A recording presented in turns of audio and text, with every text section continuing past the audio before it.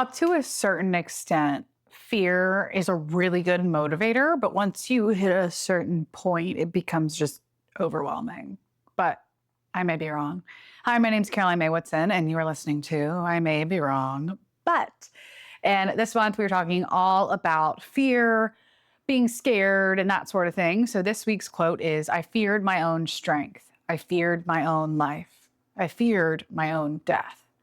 And that quote is by Victor Hugo, and it's from Les Mis, which obviously is a classic novel, but it's also a musical. So duh, because it's me talking, we're going to talk about both. I have to say, for me, fear itself has been a great motivator. I need a little bit of being scared to get myself to do anything. For example, if I start boiling water for pasta, I'm like, okay, I've got 10 minutes for the water to cook these noodles. Let me go and put away all the clothes on my bed. I need that timer, and I use that bit of fear in my daily life to push me to do more. And I think that helps me just the way I'm built.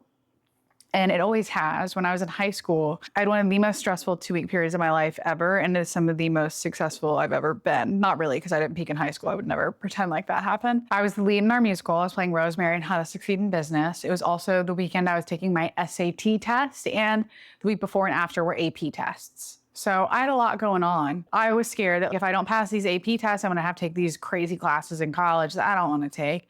And if I don't do well in the musical, no one's really ever heard me sing. I never had the lead in a musical before, and I had these complex 3-part harmonies and all these solos. And what are the people gonna think? And I was having my first kiss ever on stage. Oh my God, let's add that in there. And I was having my first kiss ever. That's a little stressful, isn't it?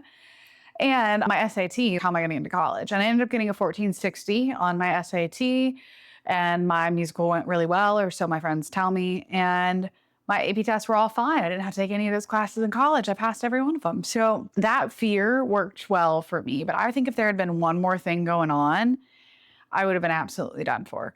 I would have been absolutely done for. Back to our quote of the day, which is, I feared my own strength. I feared my own life. I feared my own death. So let's talk about Victor Hugo.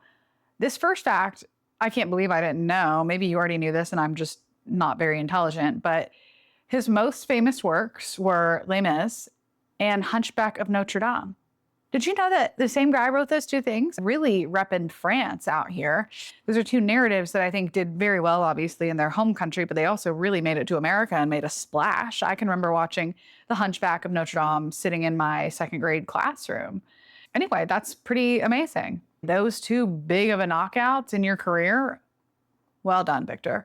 Although he's primarily known for these novels, Victor is also regarded in France as one of their greatest poets. How sweet. I'm gonna have to read some of that. I haven't read any of it, to be honest with you. I guess I'm gonna have to dig in. Also, Hugo, along with being a writer, he was a big social activist. And so in his writing, he would champion social causes, most famously advocating for the abolition of the death penalty in works like his early novel, The Last Day of a Condemned Man. He also was quite the politician. He evolved from an early royalist to a committed Republican. Mind you, we're talking French politics here, not American. He was elected to the National Assembly after the Revolution of 1848. However, he was forced into self-imposed exile for 19 years after publicly condemning Napoleon. That is when he wrote Les Mis. And the immediate success of The Hunchback of Notre Dame, it drew international attention to the Notre Dame Cathedral, which had been greatly neglected. And so it influenced public opinion and led to its major restoration in the mid-19th century. Can you imagine writing something that's so wonderful? They're like, wow, we need to go preserve the art on the planet. And then finally, this is a less widely known fact, Hugo was also a talented visual artist. He had produced over 4,000 drawings in his lifetime, mainly in dark ink and charcoal. And that makes me feel sentimental. My dad is a really good artist. I know he's gonna kill me if he listens to this. He is though, and he should draw more. I got him charcoal sets one year for Christmas. He never ever uses them, but he's really talented. He took an art class in school. He's a business major. My parents, disclaimer here, are not very artsy. They have a great appreciation for the arts, but neither of them would classify themselves that way. So it's quite funny they got me. But my dad is quite the artist, and he ought to take it back up. So Dad, if you're listening, get to it. Okay, if you don't know Les Mis, which is Les Miserables, am I saying that right? I don't know. It's an epic novel by Victor Hugo. And there's also obviously a musical that's been a smashing success. It's almost always somewhere. And I think it's the longest continuously running musical in London's West End. And it's the second longest running musical in history. So if you don't know what this is about, it is really an epic in the true version of the word. Like when we think the Odyssey, where you're getting generations of a story, it takes a lot of time to pass. And I can remember the first time I was exposed was when the movie came out with Anne Hathaway in it, who I'm a huge Anne Hathaway stan. My mom showed it to me and she's like, trust me, you're gonna like it. And she was absolutely right. But it was a bit overwhelming at first because there's such great time jumps. And I wasn't necessarily in my intellectual consumption of literature phase. I was more in my watching movies phase. And so basically the story follows Jean Valjean, who was in prison for 19 years because he stole a loaf of bread. And after breaking his parole and adopting a whole new identity, Jean Valjean becomes a super successful businessman and mayor, and he dedicates his life to good deeds where he raises Cosette, who is an orphan. But Javert, who is our police guy, the rigid police inspector Javert, decides he's going to dedicate his whole life to finding this little guy who was captured in prison and got out. So Javert the whole time is chasing Jean Valjean. And then there's a side plot of Marius, who's like the little lover boy who falls in love with Cosette and totally screws over his friend Eponine, who's also in love with him. And now we're going to stop here and talk about that. Obviously, I'm an Eponine. I have a lower voice, so that would have been my part anyway. But I think she gets robbed. I'm also going to say this here and now, and you might stop listening to me forever, but I'm very strongly Team Gale as well. I think he got the short end of the stick. He was always there for her. And don't come for me saying that he killed her sister. Yeah, he did. He didn't know she was there, though. That wasn't a malicious attempt. He was always there. Peeta, and he's more attractive if we're talking about the actors. But even before I knew who was playing them in the movies, I was Team Gale. In that sense, I'm also Team Eponine. When I would be home alone, I would find the karaoke version of On My Own, and I would sing it as loud as I could. I probably also did that when my parents were home. Again, my parents are saints. I've said that before, and I will say it forever. But who's written for Cosette? Like, what's the story? She has some beautiful songs, but what, does she have much oomph to her? I don't know. But two other quotes I would like you to hear is, to love another person is to see the face of God. Wow. And even the darkest night will end and the sun will rise. Really uplifting stuff. I see how the poetry, you see the poetry in there? I'm going to have to read that. Okay, so the first thing I want to talk about is the TV show Severance. I'm going to read our main quote of the day again, because you're probably like, Caroline, how does that relate? We were talking about, I feared my own strength. I feared my own life. I feared my own death. And I want to talk about Severance. Severance is a TV show. It has had 2 seasons, and the most recent one came out earlier this year. And that was a good time in our lives. I don't know if you remember that, if you were watching, because it came out weekly. And I love a weekly drop. I think we should go back to that. There's so much joy in looking forward to it and watching it with your friends. Like my friend Alex and I, we always watch The Bachelor together when it comes out. The summer I turned pretty, we were watching every Wednesday. I love looking forward to something. It makes my week more sparkly and exciting. But Severance is about this world that's much like our own. It's like a modern, maybe futuristic world where there's this procedure you can have done so you can get severed. So when you're at work, you're basically a different version of yourself. And when you go home, you don't remember anything from work. So you can enjoy your home life and not have to worry about work. And at work, you don't have to worry about your home life. And people do it for a myriad of reasons. Maybe they've experienced something traumatic and they don't want to think about that at work. Maybe they think their life could be better if they had another chance at being another person. They want to sever their insecurities of themselves, what have you. And you're called an innie for when you're at work, you're in work, and an outie is your real personality, the person who decided to sever you. And I think this talks a lot about fear, because all these people did something because they're scared, right? We have the fear of strength, which is the outies deciding to sever themselves, if that makes any sense. I think nowadays we're pretty soft on ourselves. Perhaps I ought to be nicer to myself, but I think you can fear having to be strong and not knowing if you can do it. So you just take the easy route because everything's so easy nowadays. Also fearing life. They don't want to have to face it. So they're like, okay, you know what? When I go to work, I don't have to think about anything. They're fearing living and doing these hard things. And the innies are fearing death because they're not in control of their lives. At any single point, they could be cut off and they wouldn't even know. They wouldn't have the choice. And it also goes dwarf scary because obviously they say the numbers are scary. Duh. And the quote I wanted to read was, "The surest way to tame a prisoner is to let him believe he's free." That's hard. And that does make me think about who decided we were just supposed to have 2 days of weekend? Who decided that? I'd like to talk to them. It's not an even split. And it makes us feel like we're free. For example, one of my friends, she works in retail. She runs a store and she's so amazing and talented. And she doesn't get traditional days off because she works in retail. So obviously the weekends are big for that. So she always has a Wednesday off and then her other days of the week. It just depends. And she's free those days, but it's also not because none of her friends are. And so even though she has the whole day off on Wednesday, all of us are working 9 to 5. So I can get dinner with her, but it's not the same as fully being able to do whatever you want with your life. I guess any job is like that because I can't just wake up tomorrow and decide I want to go to Ireland because I have a job. And then the last quote is, "You brought him into this world without his permission, based on your own desire for emotional convenience." And I think that does talk about fear. You're scared to face things, so you'll just do what you think is easier. And a lot of times, I'm not even going to say sometimes because we're being honest with one another today. A lot of times, the easy route is not the right one. Okay, and so now we're going to talk about a song. This one's a little dark, so hold on. We're going to talk about "This Year" by the Mountain Goats. And this song talks about fear, and I think it talks about the mindset that fear can push you into. So the idea that if you were thinking all the time, "I feared my own strength, I feared my own life, I feared my own death," this could be, I feel like, a song you might write in that state. That's why I pulled it. And I hope you die. I hope we both die. I hope I cut myself shaving tomorrow. I hope it bleeds all day long. Our friends say it's the darkest before the sun rises. We're pretty sure they're all wrong. I hope it stays dark forever. I hope the worst isn't over. And I hope you blink before I do. I hope I never get sober. Again, you should listen to it. I say as I read the darkest lyrics ever.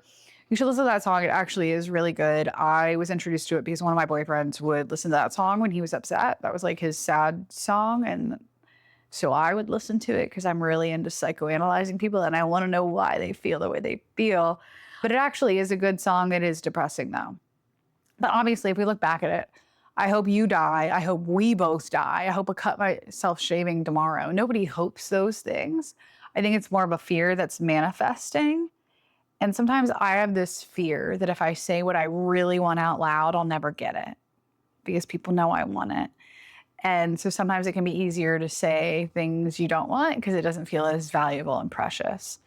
Anyway, that's just a song about how fear can push you into this hate and this cycle of devastation in your life. And it can really change the inner workings of your mind. And if you live in that fear, it seeps into every thought you. Okay, I've got one more kind of funky song for you. It's another Samia song. And it is "Kill Her, Freak Out." And now I'm going to read some lyrics for you. It's not the full lyrics because the full lyrics are explicit. I'm not saying that on my podcast. So again, you ought to listen to it. It's an indie creepy girl song. But it goes like this. "I've never been this bad. Can I tell you something? I've never felt so unworthy of loving. I hope you marry the girl from your hometown and I'll kill her and I'll freak out." And I think this talks about the fear of the future, being afraid of living. Because of course there's the fear for what's going to happen in your own life. Am I going to be successful? Am I going to fall in love? But there's also the fear for how other people are going to live theirs. And we don't talk about that enough because it does affect you. You could be scared. What if your friends decide they want to move out of the country tomorrow? They could, and then you're all alone where you are. What if your family decides they want to disown you? So many things could happen based on how other people live their lives. And I think that fear, it shouldn't hang on you all the time. We shouldn't be living in fear, but that is something we don't talk about enough. Because how other people live their lives affects you. There is one scenario in my head. There's one person in my life that if they marry another person, I would be devastated. I would be devastated, not because I want to marry either one of them, not because I'm in love with either one of them, but just that specific pairing. I'd probably freak out as Samia would in this song. And that's something I probably need to get over with myself, but I do think about it. There's this fear about how other people are going to live their lives and it's going to affect me. And maybe that won't even affect me, but I still think about it and I still fear it and it lives and it perpetrates my thoughts and it gets in your head. It gets in your head and it ought not to. Okay, next I wanted to talk to you about a memoir, and this is by Dolly Alderton, and it's Everything I Know About Love. And when I was reading this, I hopped on a call and I was talking with one of the guys at work who I didn't normally talk to at the time, and he asked me what I was reading, and I told him this book, and he's, "Oh, did you know one of our coworkers best friends with her?" I was like, "What?" And he's, "Yeah, he's best friends with her." And so that's crazy. Anyway, Everything I Know About Love is a memoir, and it touches on fear, particularly fear of vulnerability, loneliness, and the unknown that comes with love and growing up. And there are a bunch of quotes in here that are beautiful. And I think since it talks about the fear of having the strength to love again, the fear of living your life to its fullest, and then the fear of death, losing the thing that you found that you love, I feel like this is perfect for our topic today. Okay, first I want to say, you cannot predict how another person is going to behave in a relationship. You can risk assess, you can be cautious, you can make sensible decisions about who you choose to trust and invite into your life and your heart, but you can't manage the unruly variables of another living, breathing human. To choose love is to take a risk always. That's why it's called falling. No one meanders with a compass and ordnance survey map into love. Oh my gosh, great. Talks about what we were just talking about, being scared how other people are going to live their lives and also living your life to the fullest. Next up, on long, lonely nights when your fears crawl over your brain like cockroaches and you can't get to sleep, dream of the time you were loved. In another lifetime, one of toil and blood, remember how it felt to find shelter in someone's arms. Hope that you'll find it again. One last quote for you. I thought I had a fear of falling, but really I just didn't know who I was. And the stuff that I used to fill up that empty space with no longer worked. It just made me feel even more removed from myself. I think that talks about the fear of finding yourself and the fear of, oh my gosh, I actually am a person. And I used to hate the term, I need to find myself, because I believe, I've written a poem about this, so you probably heard it before, but you're all smushed up inside yourself. Why do I got to go somewhere? I'm all here. I can figure it out where I am. But I don't think we realize you do find parts of yourself or understand the language of parts of yourself as you travel the world, as you travel through your experience of life. That sounds so hippy-dippy. I'm not trying to be. But all of you is smushed up in here, but sometimes it takes other things happening to you to figure out what is inside of you and what all these feelings are. And there's one more quote I wanted to read you. It is from Depression and Other Magic Tricks. If you're not watching this, I have a physical copy of the book, and it is Beat the Heck Up. Beat the Heck Up. This is by Sabrina Ben-Am, who is one of my favorite poets, especially of spoken word poetry. And now I was supposed to do a collection of these poems on the speech and debate team for a competition. However, I prepared all that. I was ready to go. The competition day aligned with our VHSL theater competition, and I, being an actress, chose the theater. So I never actually got to compete with this, but I would love to read it for you nonetheless. The poem I want to read for you is right here. I want to read to you Explaining My Depression to My Mother, a conversation. I'm just going to read you some parts of it. I'm going to start with the quote that's relevant to what we're talking about today. Mom says I'm so good at making something out of nothing, and then flat out asks me if I'm afraid of dying. No, I'm afraid of living. Ah, so beautiful. I think it talks about death can be a known thing. Once you decide in your head, let's say you're an atheist, you don't believe in God, you don't believe in heaven. You in your head, you think when you die, nothing's going to happen. Or let's say you're a Christian and you believe in heaven. You think when you die, you are certainly going to heaven. So for you, that's a known thing on either end of the spectrum, wherever you are in between that. You think you know what's going to happen versus living. Who knows what in the world's going to happen? Who knows if I'm going to go to work tomorrow and get fired? Let me knock on some wood. Right? Who knows if I'm going to get a call that something terrible happened? Why am I saying only a bag of examples? I'm knocking on wood again. Who knows if I'm going to show up tomorrow and someone wants to publish my novel? Right? Everyone hear that? I'm not knocking on wood because I want that to happen. Okay, some more quotes for you from this. Mom, my depression is a shapeshifter. One day it's a firefly in the palm of the bear. The next, it's the bear. Those days, I play dead until the bear leaves me alone. I call the bad days the dark days. And there's another one I want to read you. Mom says, why don't you go to actual parties, see your friends? Sure, I make plans, but I don't want to go. I make plans because I know I should want to go. I know at some point I would have wanted to go. It's just not that much fun having fun when you don't want to have fun. Oh my gosh. You should watch her perform this. She's obviously way better than I am. It's just beautiful. She's one of the things that got me into poetry, I would say. There's so many clips of her reading on YouTube. I'm surprised she's not bigger. I think her work is revolutionary. I think she does a really good job with repetition. And also, when I got into poetry, I was reading Lang Leave, which is wonderful. She's great. You should definitely read Lang Leave. But it's a lot of verse and rhyme and scheme. And this is much more, the formatting is fun on the page and just repetition and writing what you're feeling. And it's a little more casual. And I think this really influences my tone of writing. Obviously, I'm not nearly as talented as she is. This is from Follow Up, a Prayer, a Spell. I'm feeling better, so I say good morning and mean it. Yes, today is a good morning to exhale, to feel joy with the release of breath I no longer need to be holding. I'm not alone because I feel alone. I'm not alone because I feel alone. I'm not alone because I feel alone with company. When I look in the mirror, I'll find a reflection of the gifts I'm withholding from myself. Light hits everything at a different angle. I make a habit of tilting my head. When the sadness waterfalls, I will let the salt cleanse the wounds I cannot see. I will let dance parties be the hospitals I heal in. If I need more help, I will let the people offering help me. If I need more help, I will let the medication help me. I forgive my body for being a machine after all. I forgive my memory for being the cupboard door that will continue to pop ajar no matter how many times I push it shut. I forgive myself even if I'm the last person I want to forgive. Whatever I've come from, wherever I'm going, I'll remember the present as a place to start. Today is a good day to wake up and be great and have gratitude for the relentless pump of this heart, the way it does not know how to hold back. I exhale and I begin. Oh, isn't that good? I think that's a motivational ending to our rather heavy quote of fear. But that is Sabrina Benham, Depression and Other Magic Tricks. I think that fear can hold you for so long, and sometimes it's just nice to be held. I know that sounds terrible, but sometimes it's nice to have some kind of structure to your life, even if it's a terrible structure. And so it can be scary to let that go. It can be scary to not let fear decide your life. But part of the reason why I went to art school and got at least one degree in the arts, I know I don't do it all the time now, but I do at least a little bit something every day. But I did that because I didn't want to let fear decide the course I took with my life. And sometimes I fear that I'm still doing that because I work a job that has a steady salary because it makes me too anxious to work a more volatile job that could give me more time to do stuff in the arts. But I like the security. Anyway, I just hope that when it's all said and done, when there's a story of my life, I hope people say that I chose it and that I didn't do everything because I was afraid. If your life's made up by the decisions you make based on your fear, that's not a life you want to live. But I may be wrong. My name's Caroline Mae Woodson. Happy end of October. I'll talk to you next month.